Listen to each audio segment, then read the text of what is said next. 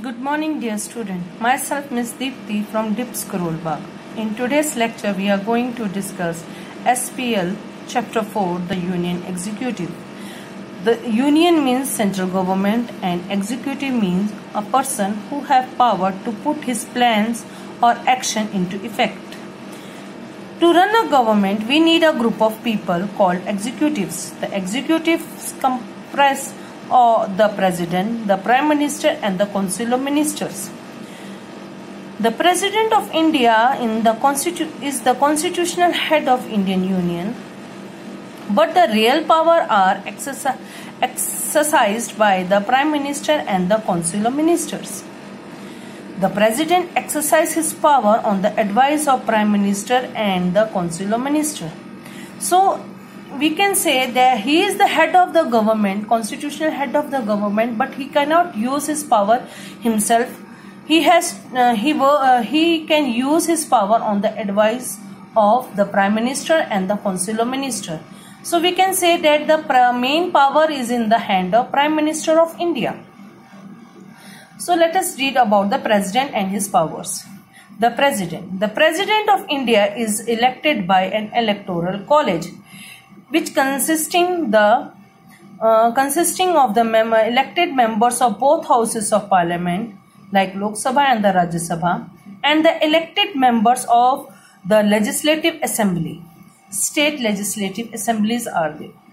So only the elected members of the both parliament and the state legislative can choose the president. Here in India, president is not directly elected by the citizen of India. He is elected indirectly. So the head of the government is elected indirectly in India. The president is elected for a term of 5 years and can be re-elected for another term. If he give his resign, he has to give his letter to vice president, and the vice president have to inform the speaker of the Lok Sabha about the matter. He can be removed by a process of impeachment. So impeachment means removing an official from his office. So it is a process, a full-fledged process is there to removing the president from his office. The qualification in order to occupy the seat of President of India. Number 1, one must be the citizen of India. Number 2, one must be 35 years of age. Number 3, one must be qualified to become a member of Lok Sabha. Number 4, one must be hold any office of profit. One must not hold any office of profit. Number 5, one must not be a member of parliament or state legislative.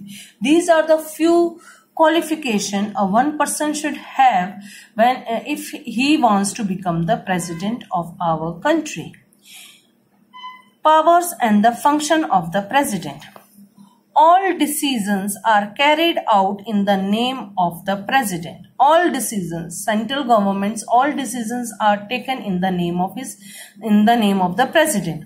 He must be informed all the decision of a union cabinet, and he can even call for the information from all departments of the government.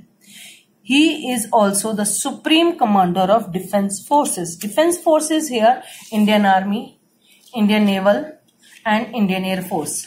He is the supreme head of the defense defense force.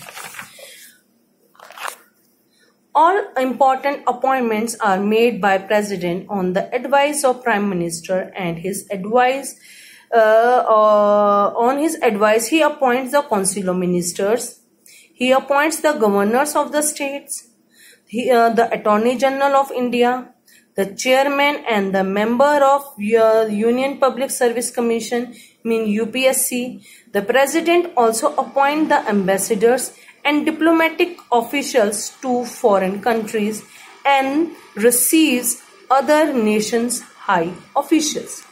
These are the few appointments he can make with the advice of Prime Minister. In next lecture, we are going to discuss about the legislative power, judicial power, and the emergency power of President. Stay home and stay healthy. Thank you very much.